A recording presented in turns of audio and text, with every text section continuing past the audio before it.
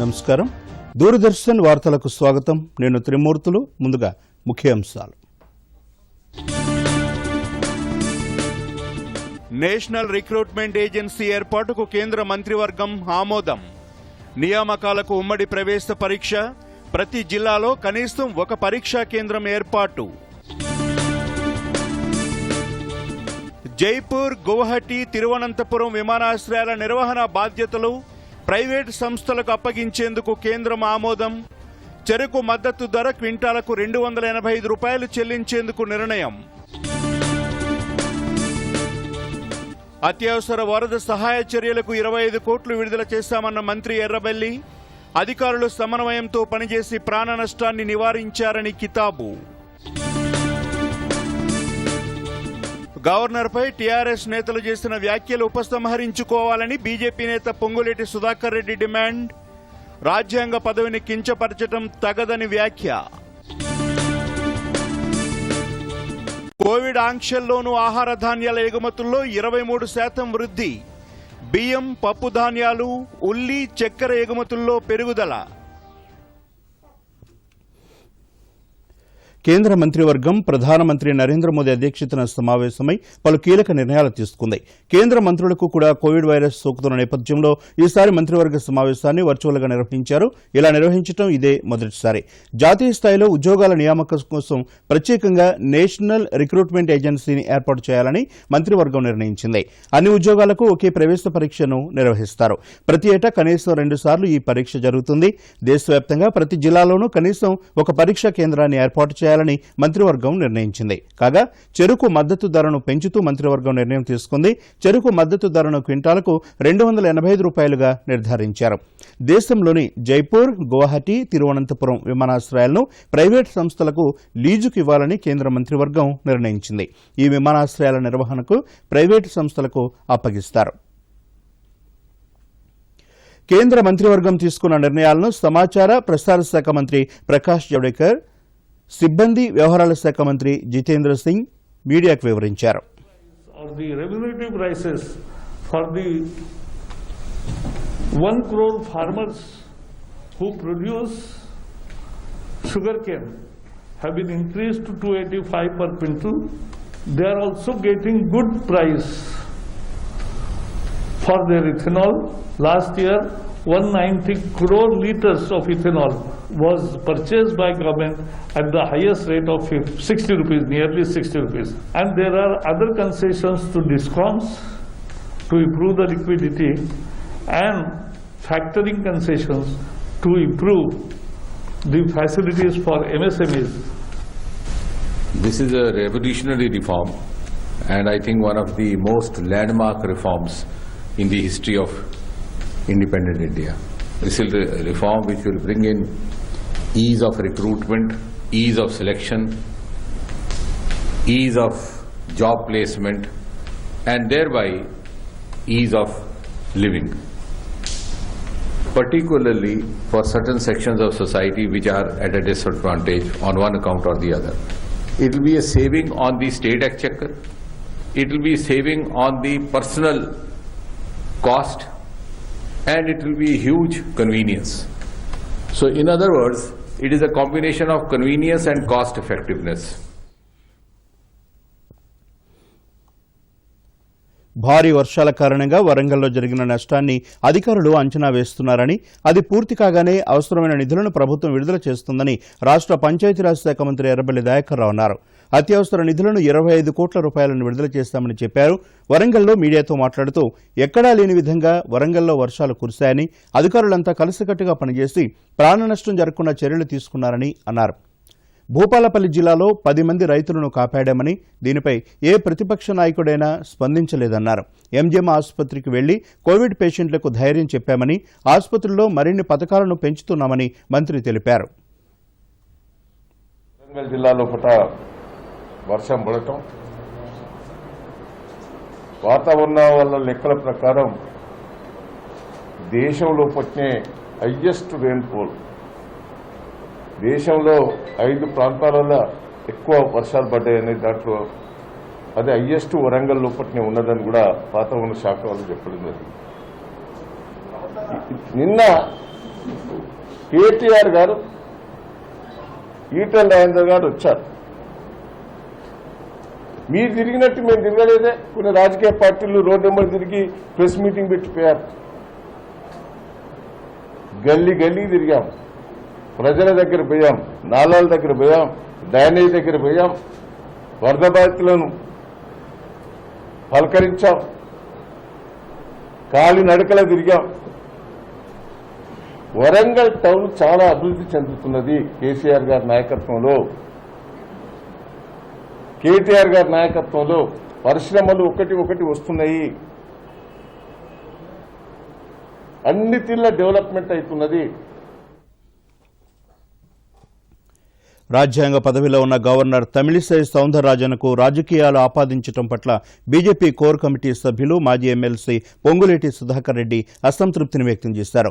గవర్నర్పై ఆరోపణలను ఖండించారు. హుజూర్నగర్ ఎమ్మెల్యే సైదిరెడ్డితో పాటు ఇతర టీఆర్ఎస్ నేతలు సోషల్ మీడియాలో చేసిన వ్యాఖ్యలకు బేషరతుగా క్షమాపణ చెప్పాలని డిమాండ్ చేశారు. పార్టీ అధినేతగా ముఖ్యమంత్రి కేసీఆర్ క్షమాపణలు చెప్పాలని కోరారు. సోషల్ మీడియాలో పోస్టులను పెట్టిన నేతలను పార్టీ నుంచి సస్పెండ్ చేయాలని డిమాండ్ చేశారు. కరోనా కట్టడిలో విఫలమైన ప్రభుత్వం గవర్నర్పై విమర్శలు చేయటం శోచనీయమన్నారు. ప్రభుత్వ వైఫల్యాలను కప్పిపుచ్చుకునేందుకే కొందరు టీఆర్ఎస్ నేతలు ఇలాంటి ఆరోపణలు చేస్తున్నారని అన్నారు. కేంద్రం ఇచ్చిన వెంటిలేటర్లను బిగించలేని దుస్థితిలో ప్రభుత్వం ఉందని పొంగులేటి సుధాకర్ రెడ్డి ఆరోపించారు.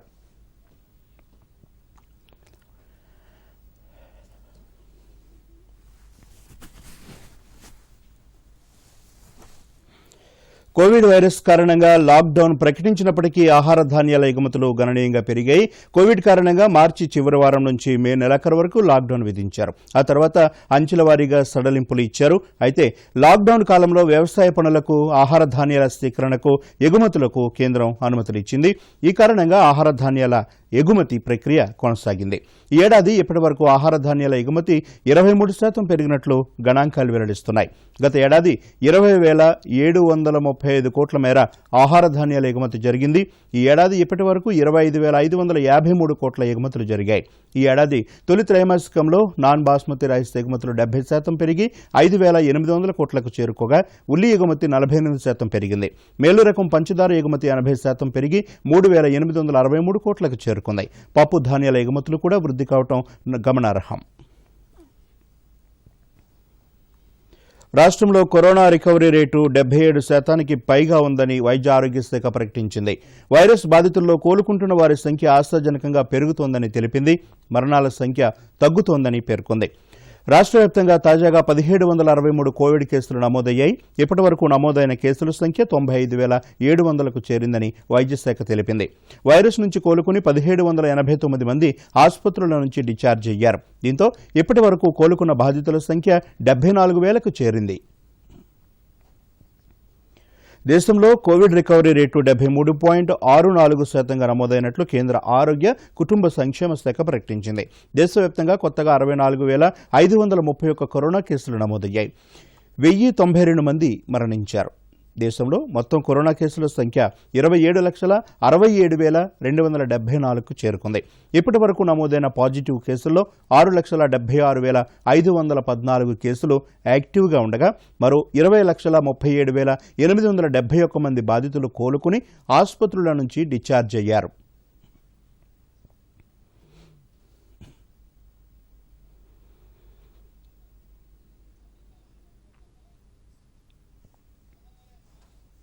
ఇదిలా ఉండగా దేశవ్యాప్తంగా 3,17,42,782 నమూనాలను పరీక్షించామని భారతీయ వైద్య పరిశోధన మండలి ఐసీఎంఆర్ ప్రకటించింది. మంగళవారం ఒక్కరోజే 8 లక్షలకు పైగా కరోనా పరీక్షలు చేశామని వెల్లడించింది. ఉధృతంగా ప్రవహిస్తున్న గోదావరి నది ముంపు ప్రాంతాలను పార్లమెంటు సభ్యురాలు మాలోతు కవిత సందర్శించారు. గోదావరి నదికి వరద వల్ల కరకట్ట యువతల వైపు బ్యాక్ వాటర్ ఎక్కువగా రావడంతో రామాలయ పరిసర ప్రాంతాలు నీట మునిగాయి. ఆయా ప్రాంతాల్లో వెంటనే చర్యలు చేపట్టాలని ఎంపీ అధికారులకు సూచించారు. ఈ ప్రాంతంలో ఉన్న చిరు వ్యాపారుల దుకాణాలు, నివాసాలు జలమయమయ్యాయి. లోతట్టు ప్రాంతాలు నీట మునిగాయి. ముంపు ప్రాంతాల్లోని బాధితుల కోసం పునరావాస కేంద్రాలు ఏర్పాటు చేశారు. పునరావాస కేంద్రాల్లో ప్రజలతో మాట్లాడారు. ముంపు ప్రాంత ప్రజలు పునరావాస కేంద్రాల్లో ఉన్న వారికి అవసరమైన సహాయ సహకారాలు అందజేస్తున్నారని చెప్పారు.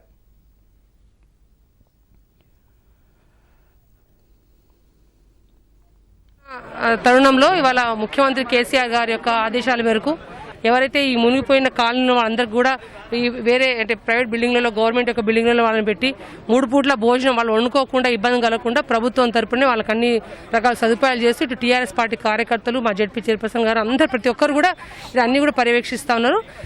నిన్ననే నేను ఇటు ఏటు నాగారం వాజేడు ఇటు మంగపేట మిగతా మండలాలన్నీ వెళ్ళి రావడం జరిగింది. ఇవాళ భద్రాచలం పట్టణంలో ఇటు కరకట్ట కావచ్చు ఇవన్నీ అధికారులతో ఇక్కడ మా బృందం అందరితో కూడా వెళ్ళి పర్యవేక్షించాము. వాస్తవంగా ఇక్కడ భగవంతుని దయ వల్ల ఇవాళ రాముల వారి దయ వల్ల ఇక్కడ ఎవరికి ప్రాణహాని కలగలేదు. చాలా సంతోషం. ఎందుకంటే ఒక దాదాపు 73 74 ఎప్పుడో పై స్థాయిలో అంటే చాలా 20 ఏళ్ల క్రితం వచ్చిన ముంపు దాని తర్వాత ఈసారి ఇంత వచ్చిందని చెప్పేసి చాలామంది భయభ్రాంతులు ఉండే. కానీ దయచేసి అందరినీ కోరుకునేది ఖచ్చితంగా అంటే ఇంకా 2 రోజులు వర్షాలు ఉన్నాయి, మీరు చాలా జాగ్రత్తగా ఉండి అప్రమత్తంగా ఉండండి.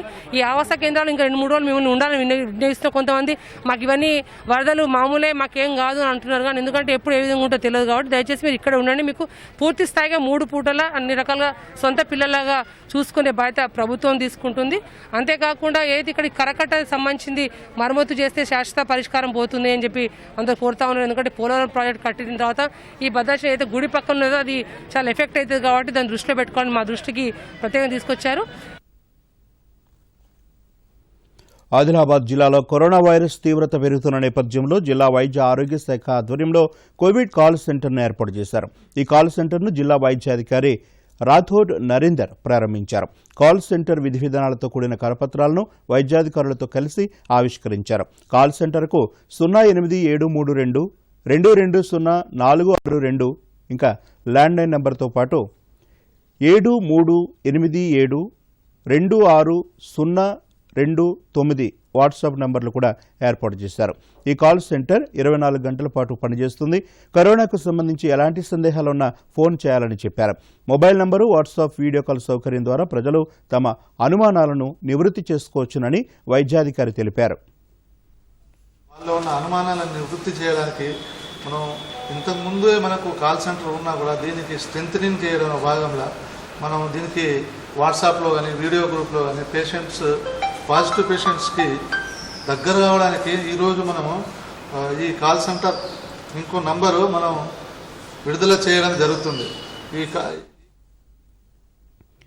కరోనా మహమ్మారిపై మానవాళి చేస్తున్న యుద్ధంలో వైద్యులు, వైద్య సిబ్బంది ముందు వరుసలో ఉండి పోరాటం చేస్తున్నారు. పారిశుద్ధ్య సిబ్బంది తమ వంతు పాత్రను పోషిస్తున్నారు. లాక్డౌన్ సమయంలోనూ విధులు నిర్వహిస్తూ ప్రజలకు అవగాహన కల్పించారు. ఆ క్రమంలో చాలామంది కరోనా బారిన పడ్డారు. అయితే కరోనా సోకిన చాలామంది కోలుకున్నారు. కోవిడ్ను జయించి మళ్లీ విధులకు హాజరవుతున్నారు.